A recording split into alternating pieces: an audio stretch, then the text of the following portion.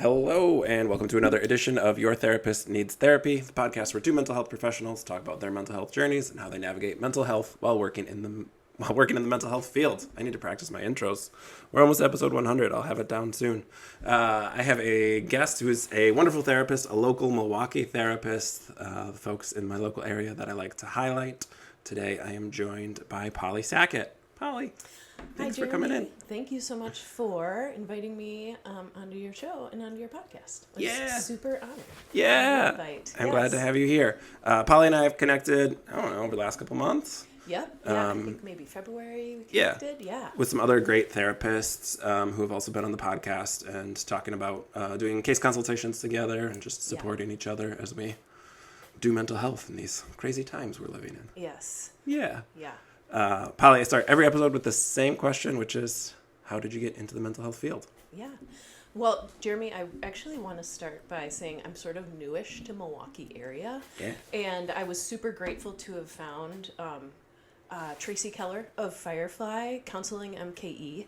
Mm-hmm. And so Polly Sackett Counseling does contract work with Tracy Keller at Firefly. And I just, major shout out to Firefly. I'm so very grateful for Tracy and all that she's welcomed me into in the Milwaukee area and introducing me to therapists in her network, like you, etc. So grateful for that. Yeah. And she's great. Tracy's been on the podcast before. Tiny plug from the podcast. Yeah. Tracy is a great healer and she's hilarious. Very funny. So what got me into therapy, becoming a therapist, my professional journey. And Jeremy, I am older than, I'm approaching 50, if not maybe crossed over almost yet. So I've had kind of a little bit of a long professional life that's done a little bit more of circumlocuting. How do you say? Circling towards becoming a therapist. So it's, but yeah, I mean, honestly, and it really is interwoven into my personal journey with mental health, which, starting when I was 17 until I was 19, I was living with undiagnosed panic attacks. Mm-hmm. And it wasn't until I came to UW-Madison as an undergrad, and I played ultimate frisbee, and I was surrounded by some really wonderful women who were like, why don't you consider going and talking to somebody about this? Because I think they saw me in a great amount of distress. And I had no idea what was going on. Yeah. So I walked into a therapist's office, and during that first session, she was like, I think what you're describing is you're having panic attacks. Mm-hmm. And I was like, what is that? She handed me a book called Drama of a Gifted Child by Alice Walker, and along with a few other psychoed stuff, and my mind was just blown. Yeah. So it was during my undergrad that I did a pretty deep dive also then into my personal healing for, 3 years of pretty intensive therapy, talking through things, working through things, it was pretty intense. Yeah.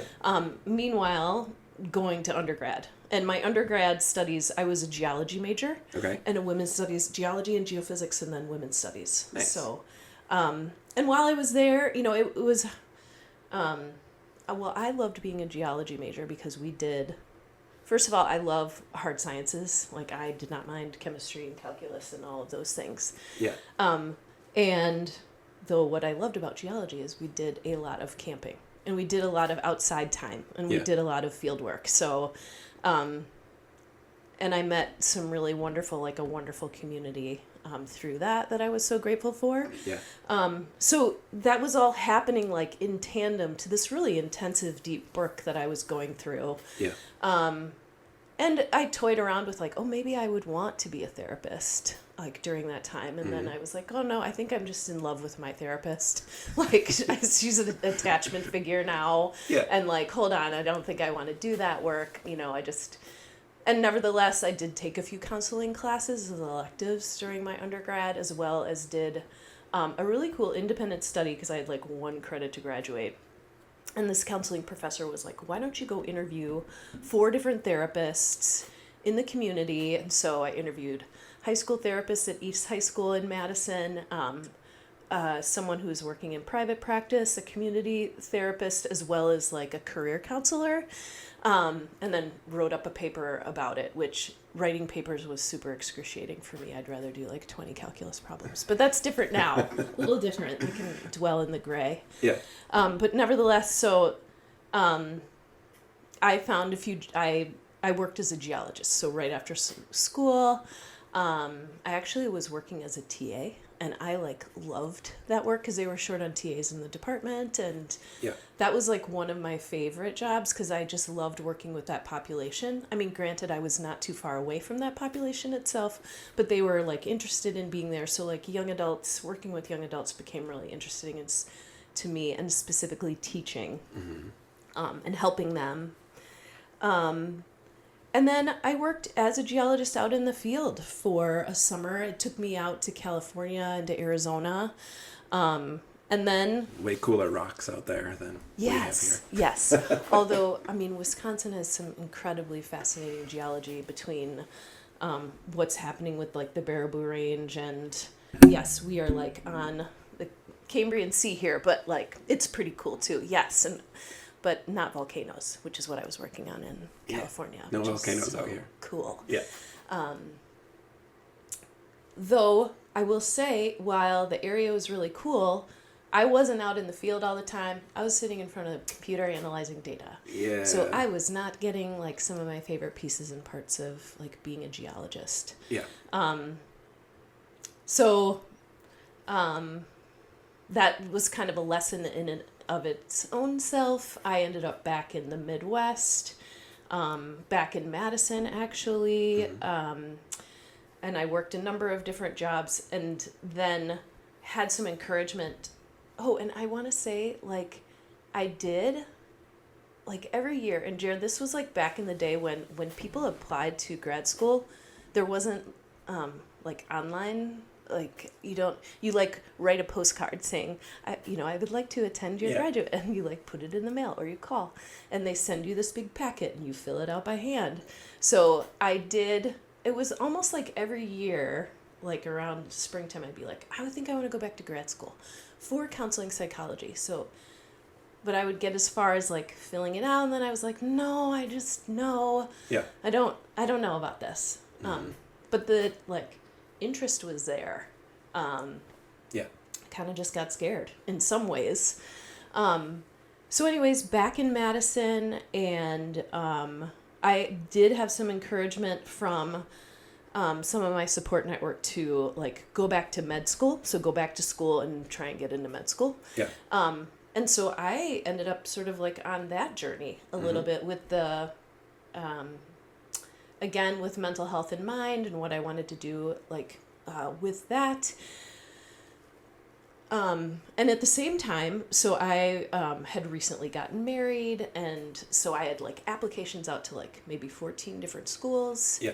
And then I got pregnant, and it was like, I remember with my husband, we had a conversation that was like, okay, realistically, am I with, being 6 months pregnant or with a 6-month-old, am I going to go down to school, at Tulane in New Orleans, or like go to Cleveland to Case? Like realistically, am I going to do that when I have a small child and we have health insurance through my husband's pretty great job? And it was like, realistically, no.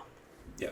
So that really narrowed my field, narrowed my focus to like just apply to UW-Madison Med School, which is like, I got waitlisted, and like that was like waitlisted for a protracted 9-month sort of like, yes, you're at like 14th, and if we get down even to like 2 weeks before the program was to start. Meanwhile, I then had an infant. Yeah. But I was like, I'll throw my hat in the ring again. So because I did not get in that first cohort, I applied again. These same letters of like, da-da-da-da. Meanwhile, by the time the final rejection letter like arrived, I had like 2 little kids. Yeah. And by proxy of sort of like this waiting and this on hold, I was like stay-at-home momming as well as working part-time at the Willie Street Co-op in Madison, which is like a little safe nest, a lovely nest for me. Yeah. As well as working at like a gym as a personal trainer. Mm-hmm.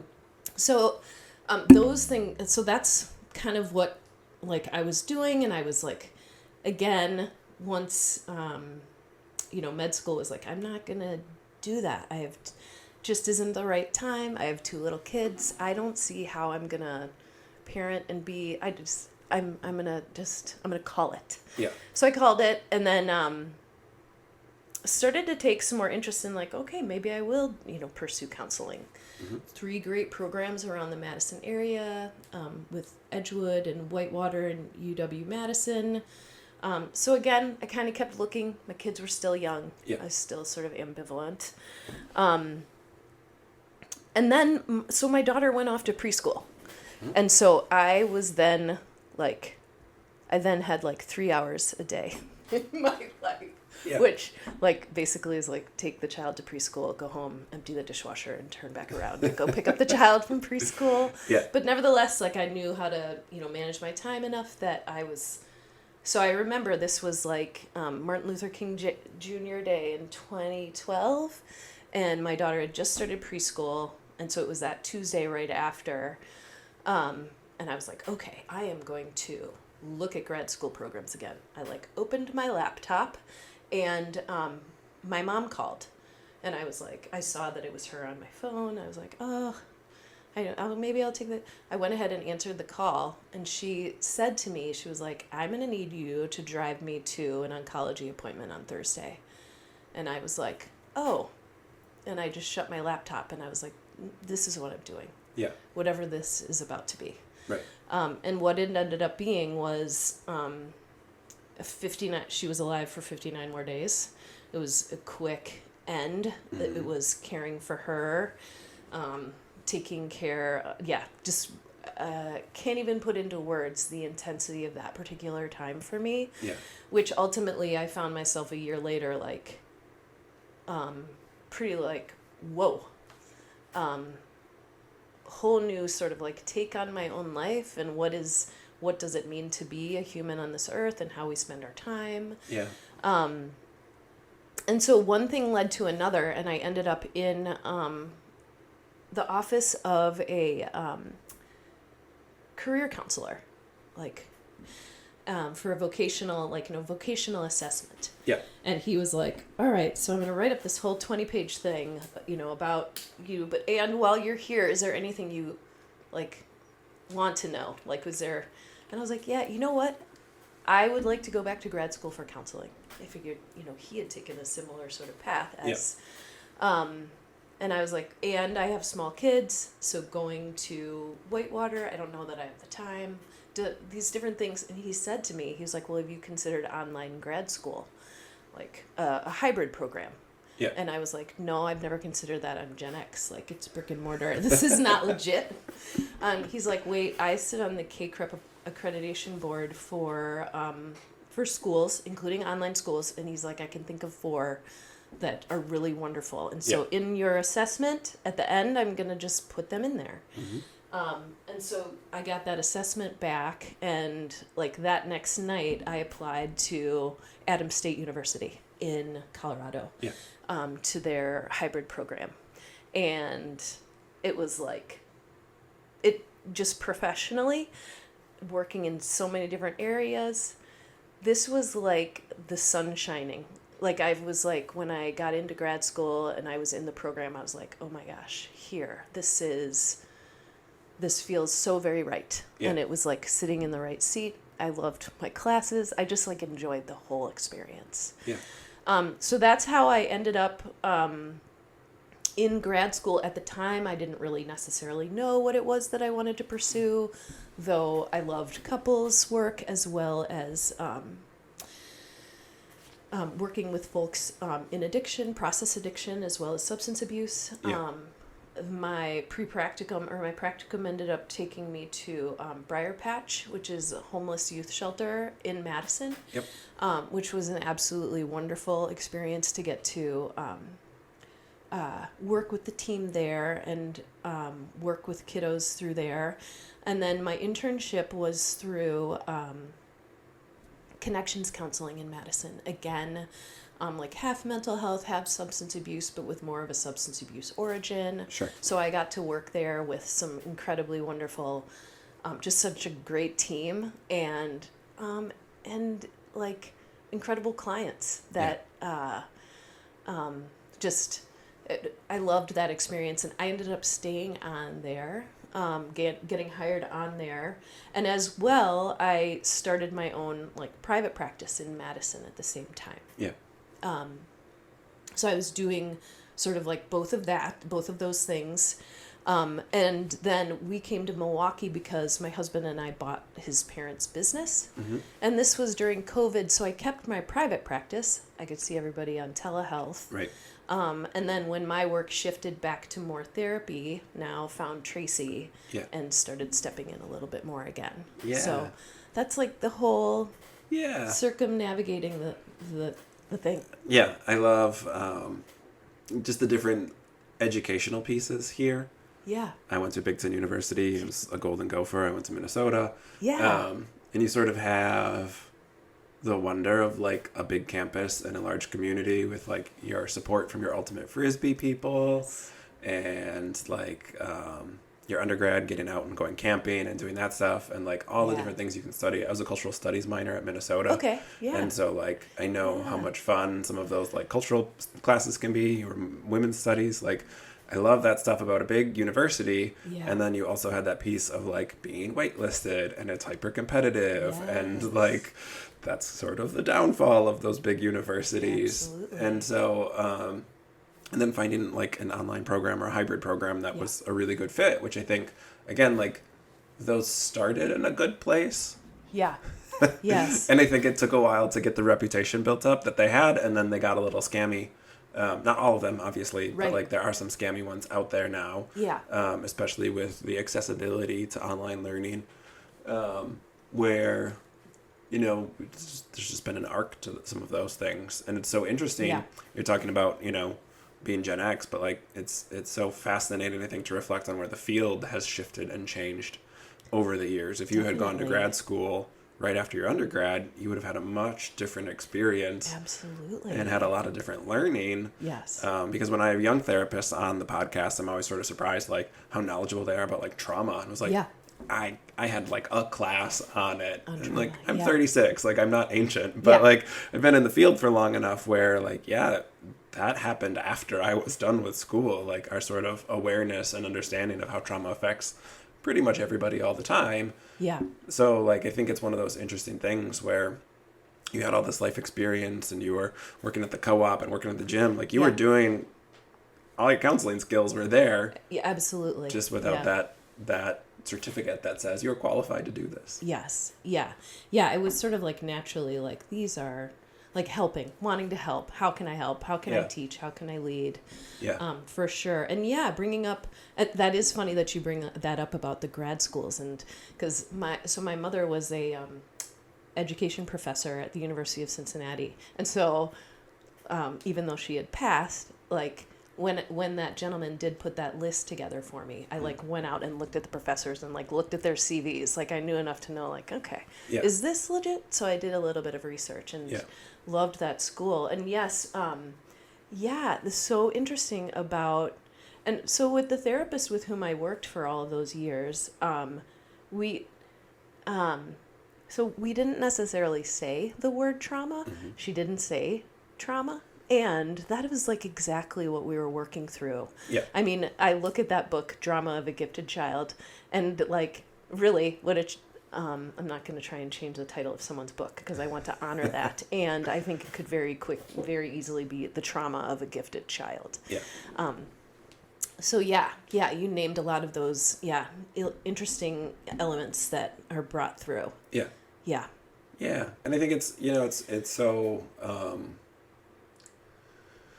it's a very human experience to sort of, you accumulated all these experiences and lived experiences before entering the counseling room professionally, where, I did the reverse, where I started doing therapy when I was 20. Yeah. Because I was like a gifted child and prodigy adjacent when I was going through school, and like I didn't have any lived experience. Like I was doing marriage therapy before I was married. Like there's all these things where I was like, why was anyone listening to me? But even like losing a parent and having like that grief piece, I think is something that really can change people's perspective, and that paradigm shift you sort of mentioned of like how you view your own life and like being a human on this planet. It's like, yeah, we have people who are, my journey was both my parents are teachers. So it's, you're good at school, you're going to go to college. Yeah. You're good at school, you're going to go to grad school. Like it was just sort of, but like I didn't accumulate any life experience. I just did the school thing. It's a different route. Yeah. And different, I would say. I was also parenting before I was a therapist too, which was that's like a whole. I like to joke the difference between how people took my advice when I had a wedding ring on after I got married versus before I was married, just like night and day. Yeah. And I'm fairly clean shaven by my standards. I'm clean shaven right now. Yeah. But that being said, I think when skills and education can take folks really far. Yeah, for sure. You were able to have the names of the things that we didn't necessarily. I wouldn't have had names to. Yeah, right.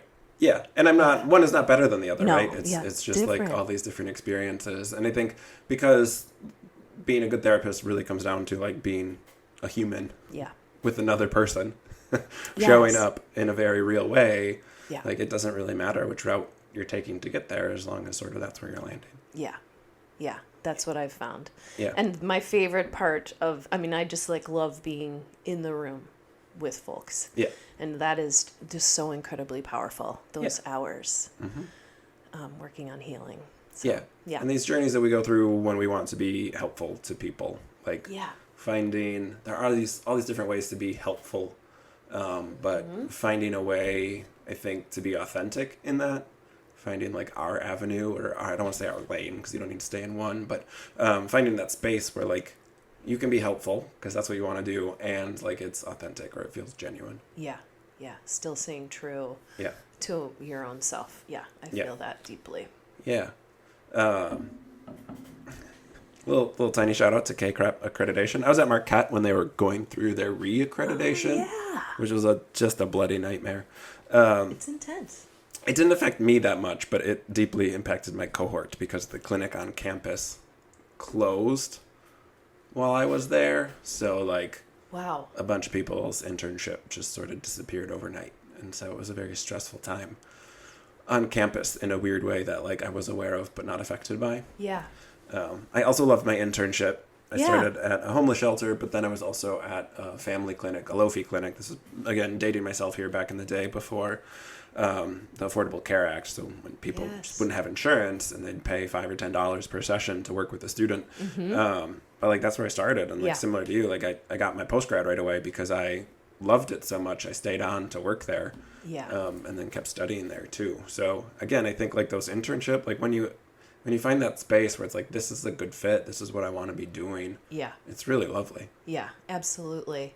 And in my work with folks, not everybody gets to necessarily find that. And that can be such an interesting thing to navigate as a therapist because we're learning. And, when we're in consultation, that is also a really tender, vulnerable time. And since we don't know what to expect, in working with therapists, talking a little bit about here's how consultation, here's what it could really look like, and here's what it would really be of benefit, in this particular way. And I was very grateful for Connections Counseling in the way in which they conducted theirs. And because you never know how those can go, especially for bigger clinics. Yeah, for sure. It's always, there's that piece too, and people who listen to the podcast regularly have heard me sort of complain at the same time about some of those internship placements and how we're putting students who aren't very well trained and don't have a lot of experience in these super high intensity places. Yeah. And that can go poorly. That can burn people out right away. Oh, absolutely.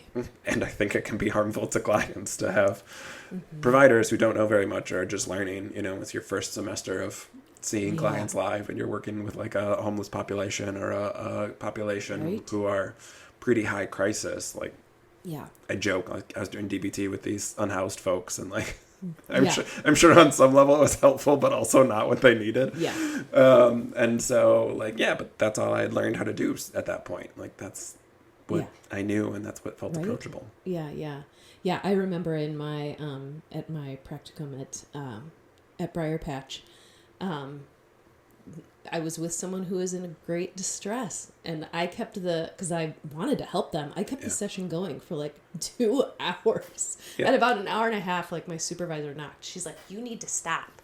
You need to stop." Yeah. I was like, "Okay," but they're in great distress. Man, that's how the greats did it. Carl Whitaker, every video I saw of him was like a 6-hour session, and the family's just exhausted by the end of it. They're agreeing to whatever. Yes.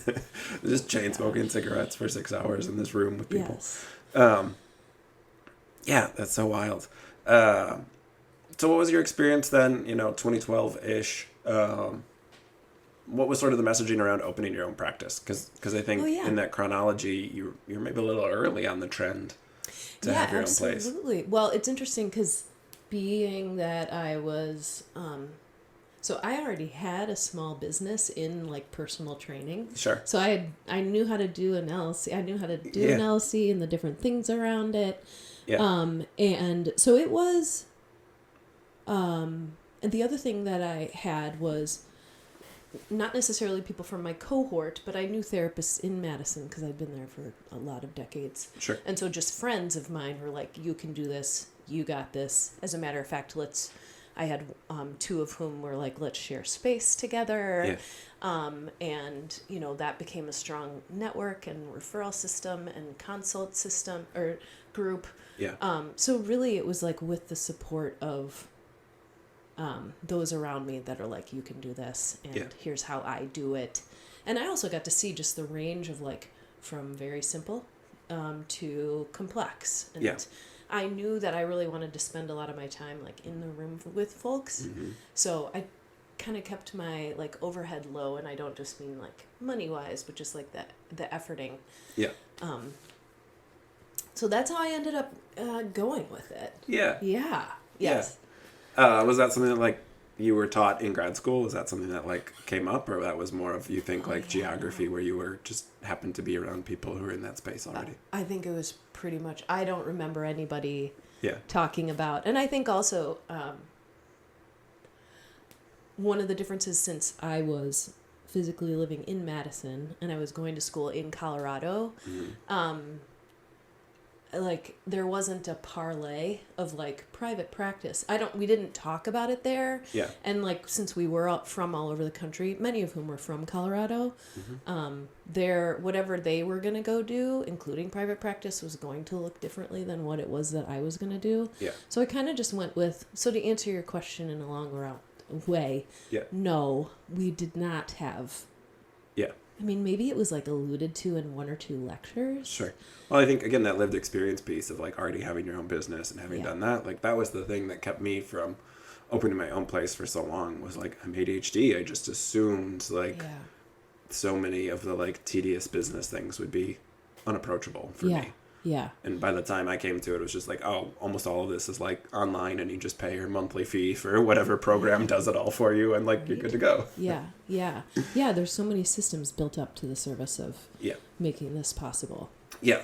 I also don't want to like, talk about age too much here, but it is, I think, again, like it's gotten a lot easier. And I think college websites are some of the worst websites in existence.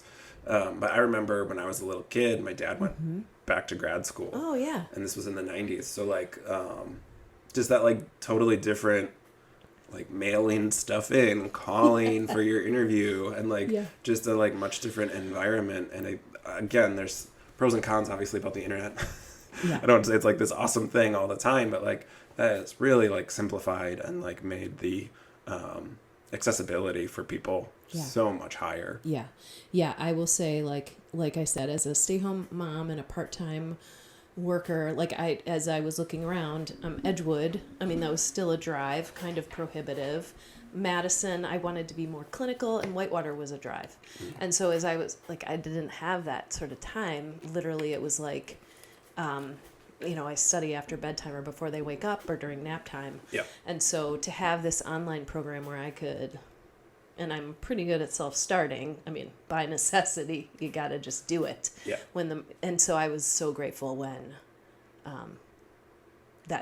I was in that hybrid program, because I was able to make it work for myself. Yeah. Yeah.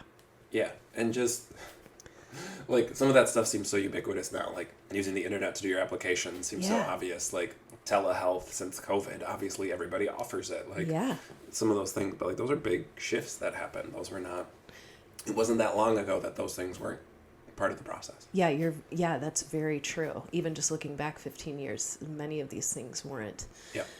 And so my mom, when she got her PhD, actually at the UW-Madison, there were not word processors in the same sort of way. So she was typing it. Yeah. And so I have this book of her, her type, but just, over these, and what that was like 1985, and here we are in, it's only 40 years later, and my dad's all these advances. My dad's a school counselor, but like we have an old copy of the DSM-3 somewhere, I think, somewhere in their basement. And again, like it's a very different book than the DSM-5, and I'm not a fan of the DSM in any way, shape, or form. But like, again, like not that long ago, some of the changes that we've made and some of our understandings of things like neurodivergence or trauma and all this stuff. Yeah, absolutely, yes, yeah, and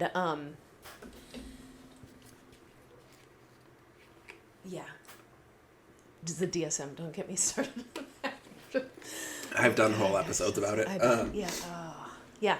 But it is, I mean, I think there's I don't say like a historical lens, but like I think it's easy for myself, certainly, to get lost in like how terrible things are currently. And when we like zoom out and look at the progress that's been made in 25 years in our field, like it's really incredible. Like obviously sending neurodivergent folks to like wellness farms like RFK wants to is a big step backwards, but also like some of this stuff isn't going to go backwards. Like some of this stuff is so well established and the field has been changed forever that like there's no going back to sort of prehistoric DSM 1, 2, or 3 level of things. And let's keep going, like that particular energy. Let's keep going even further and stronger to the point. And again, I think people who own their own practices, we'll get into the plugs at the end of the session, but like you and Tracy doing Instagram Lives, and like there are things that I think make mental health so much more accessible. Even in your story, talking about like, I didn't know what these panic attacks I was having were like. Having a Gen Z or a Gen Alpha client come in, like they're so knowledgeable about mental health. Sometimes to a problematic degree because they watch too many TikToks about autism. But like it is like the way we talk about it and their awareness of it and what it looks like is so different than what it was growing up in the 80s or 90s.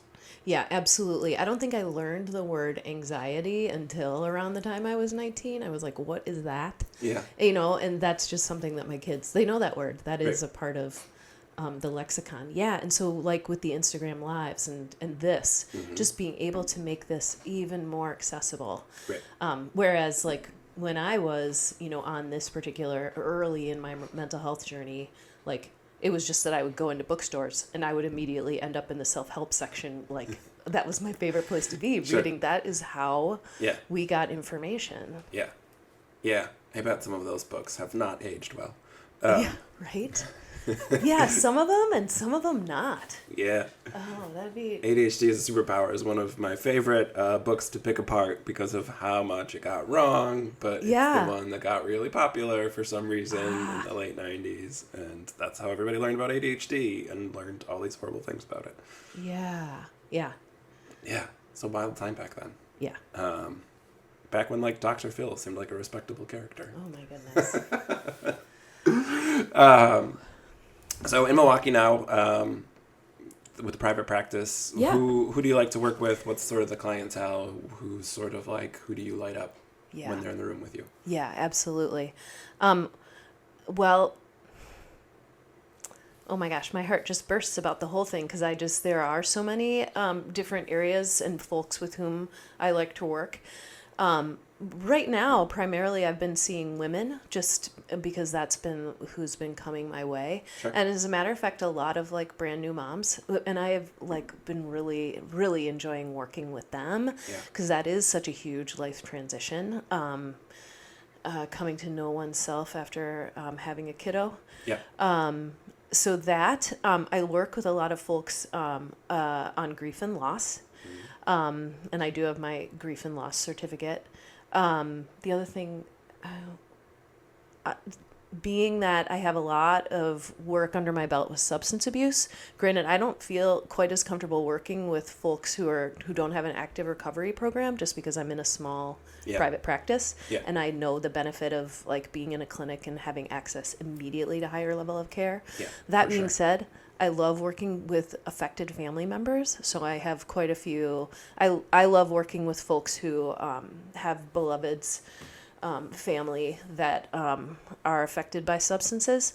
That's been something for sure that I'm enjoying. And then I do have my EMDR certification, as well as I love working with couples.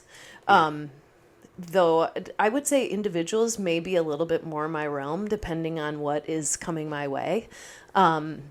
So, and most recently, I received my somatic EMDR certification, and that is just so cool. And I just for the past 5 years have been really trending towards the somatic, as in my work and what I've seen be possible. So I am like super pumped to do that stuff, somatic EMDR with my clients in the room.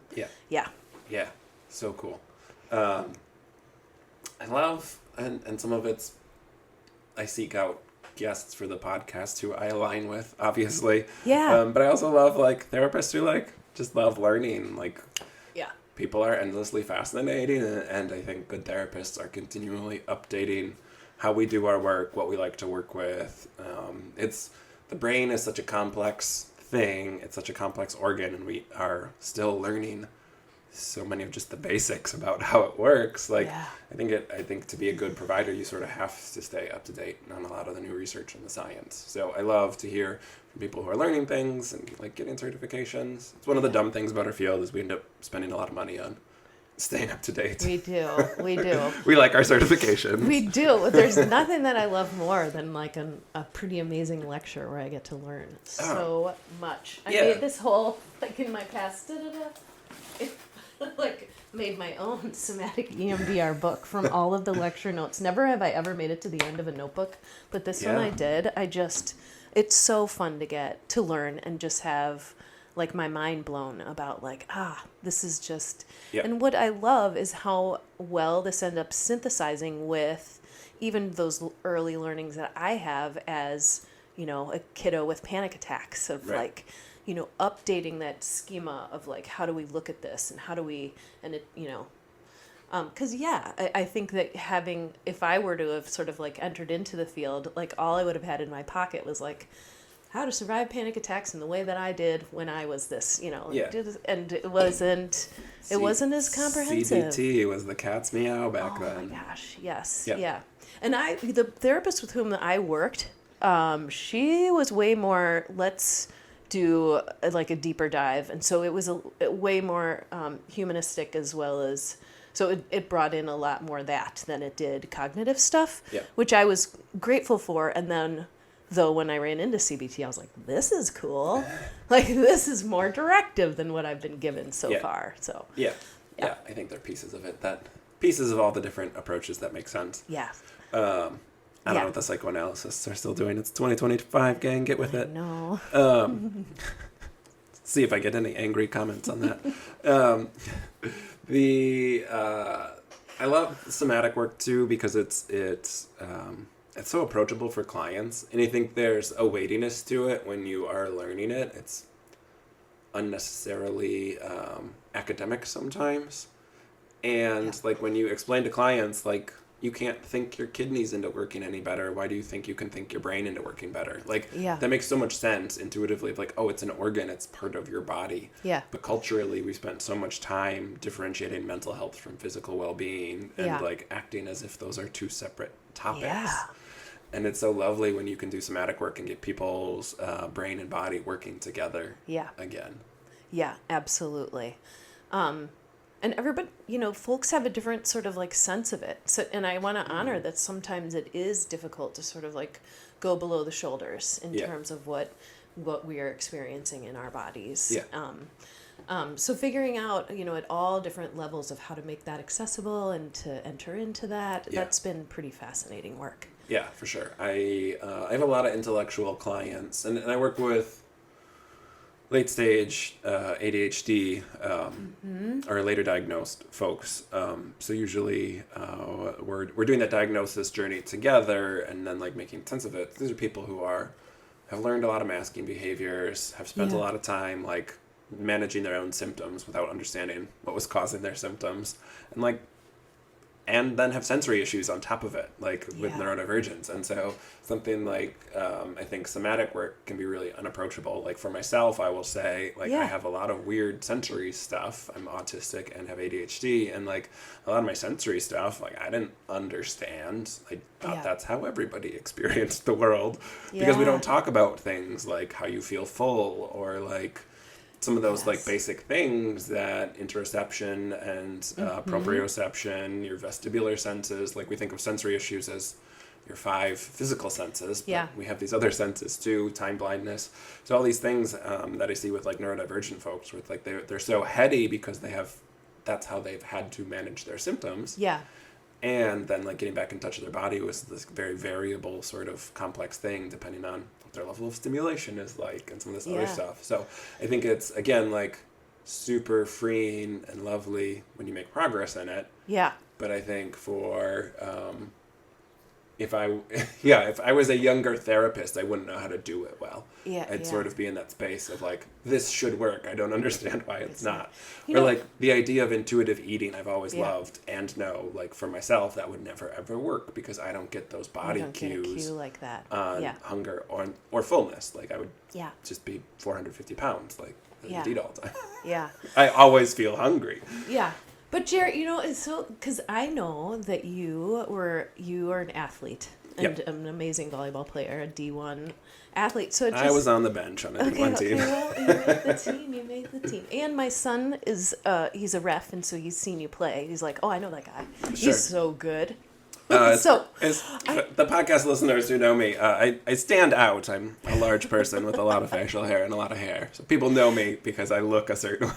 Well, it's interesting because as you say, like, not necessarily knowing your body, and yet you are an athlete. So I just am so curious about the reconciliation of that. Like, that's just so interesting to me. It's weird, for sure. And again, I think it's sort of how I understand some of like I got diagnosed with ADHD when I was in my post-grad. So I've known about that for a lot longer than I've known about the autism stuff, or like understood my own autism. But I think a lot of that stuff is like the ADHD, like, it works really well in this one specific area. So it's almost like a hyper focus. Like when I'm doing sports, I'm using my body in a certain way, and that makes sense.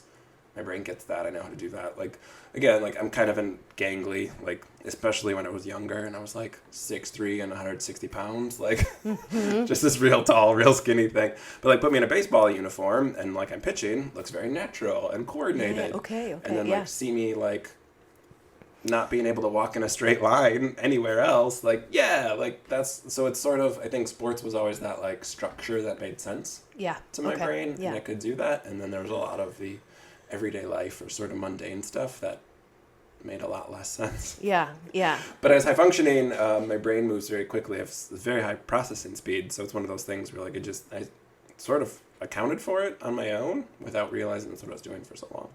Which is why I like working with these late diagnosed people, because again, for a lot of times, like they have so many of their own management techniques, they just don't realize that's what they're managing.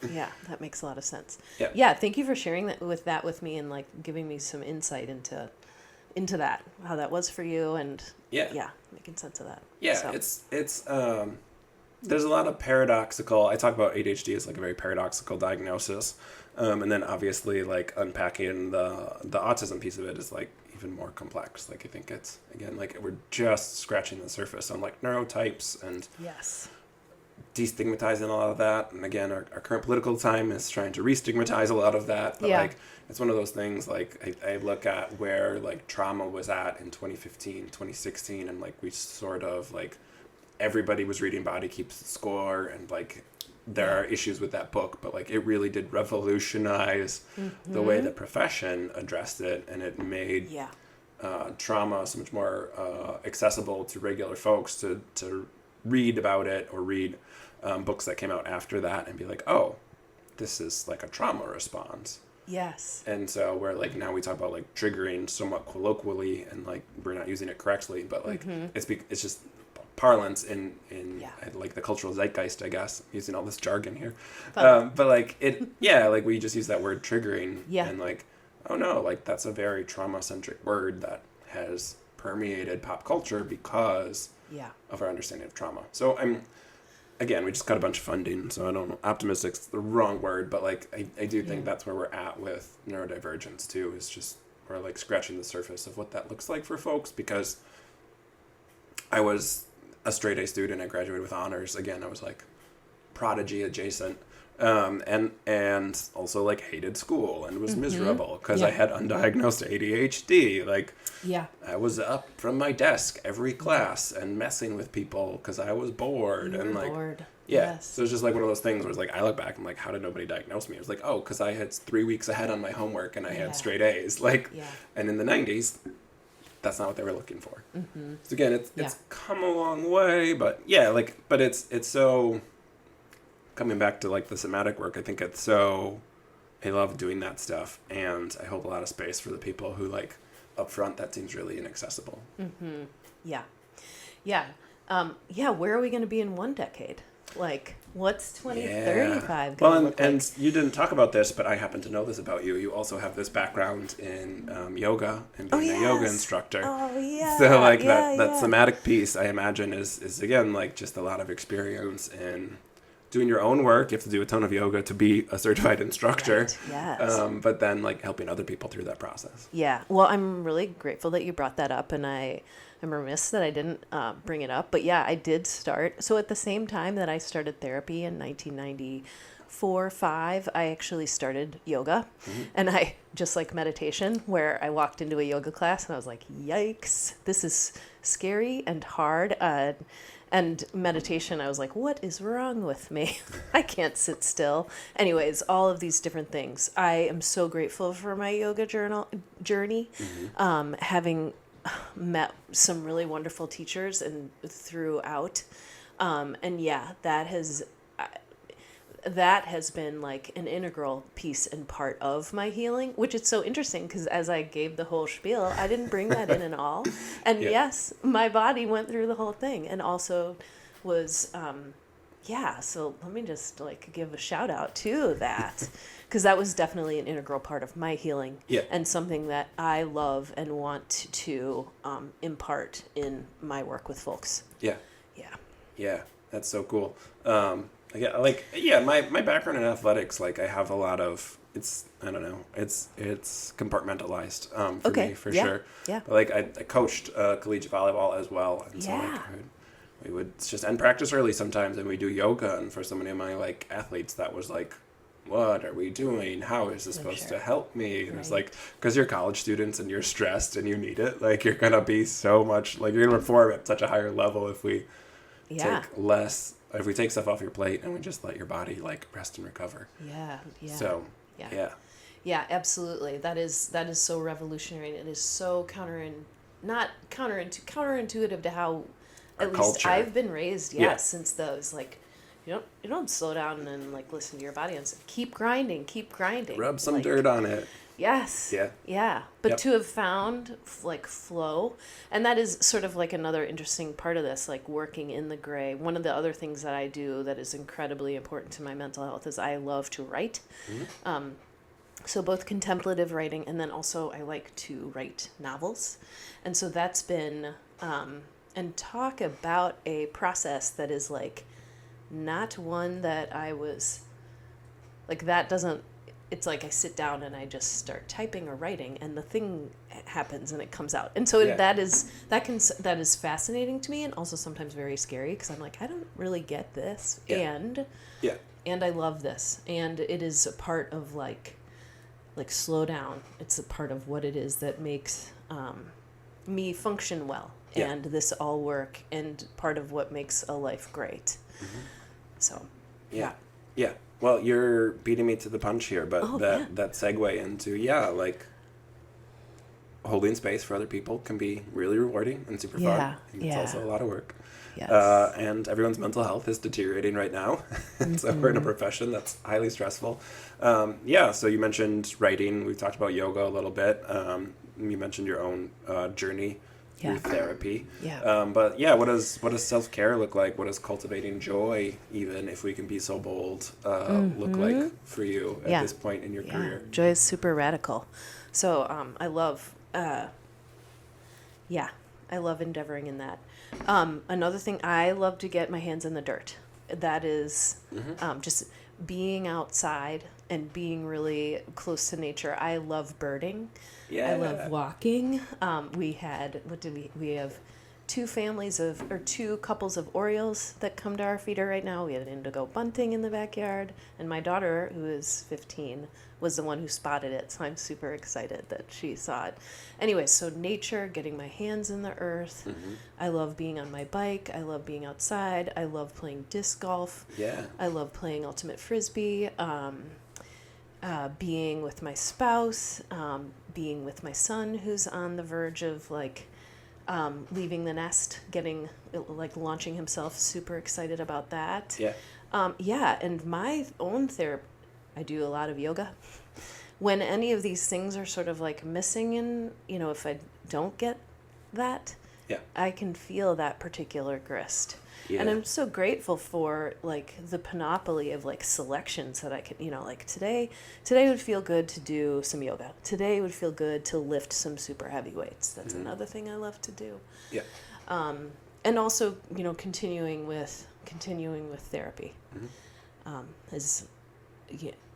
and I'm so very grateful to have found therapists with whom I connect, and Milwaukee has been really good to me. I love this town. A lot of different things to do in nature. Dance. We've got a lovely disc golf scene. I will shout out Milwaukee's disc golf scene. We have a lot of great courses. We do. All within a very small geographic area. So there's a lot to do here. I spend a lot of time talking about time out in nature, but yes, it is going to be warm consistently here, so can get out the paddle boards and spend some time out on the water. I pumped my bike up the tires of my bike a few weeks ago already. So nice. It's appreciated city. I think there's a lot of good stuff. That's available here for healthy coping. One of the challenges is that it's kind of all happens between Memorial Day and Labor Day. I'm being facetious here and a little bit hyperbolic, and yet we kind of jam it in. We do. It's not a good thing with global warming, but we do have more time of warmth into October and November now than we used to.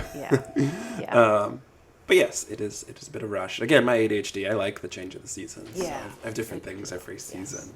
But yes, this is the good season for getting outside and getting on the water, the bike trails, etc.